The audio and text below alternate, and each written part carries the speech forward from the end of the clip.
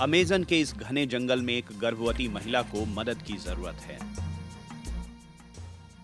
उसका बच्चा पैदा होने वाला है। सूखे की वजह से वो नदी बुरे हाल में है जो इस समुदाय को पास के अस्पताल से जोड़ती है। ताबिता दोस सांतोस उन सैकड़ों दाइयों में से हैं जो जंगल के इन सुदूर इलाकों में गर्भवती माओं की मदद करती हैं।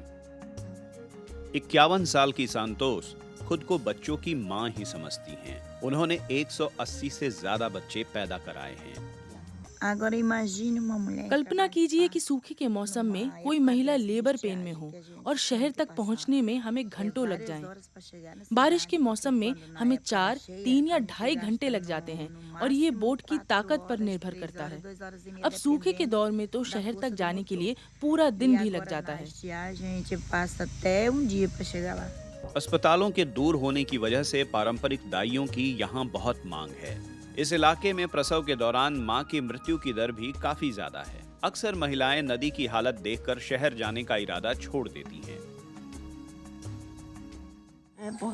यहाँ से वहाँ जाना हमारे लिए काफी दूर है और इसके लिए पैसा भी होना चाहिए। हमारे पास ऐसा ढांचा होना चाहिए कि वहाँ रह सके, ना कि यहाँ। यहाँ हमें कोई खर्च नहीं करना पड़ता। लड़के जाते हैं, चीजें खरीदते हैं और यहाँ आ जाते हैं। अस्पताल काफी दूर है।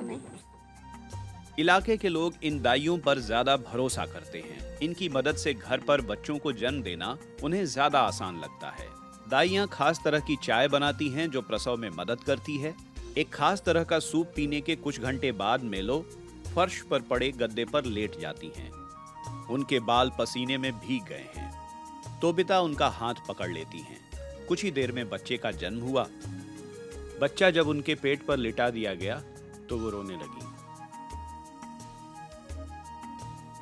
अपनी दादी, चाची और मां की परंपरा को वो आगे बढ़ा रही हैं। उन्होंने 15 साल की उम्र में ये काम सीखना शुरू किया था।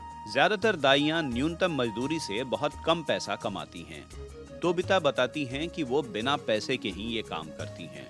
उन्हें पता है कि जिनकी वो मदद कर रही हैं, उनके पास भी पैसे नहीं हैं।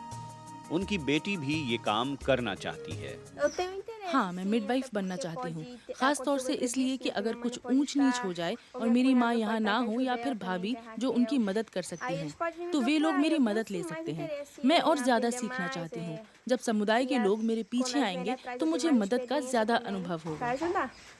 अमेज़न के जंगल कई सालों से सूखे का सामना कर रहे हैं। नदी का रास्ता कठिन हो गया है और समुदायों तक स्वास्थ्य सेवाओं को पहुंचाने की चुनौती बड़ी हो गई है।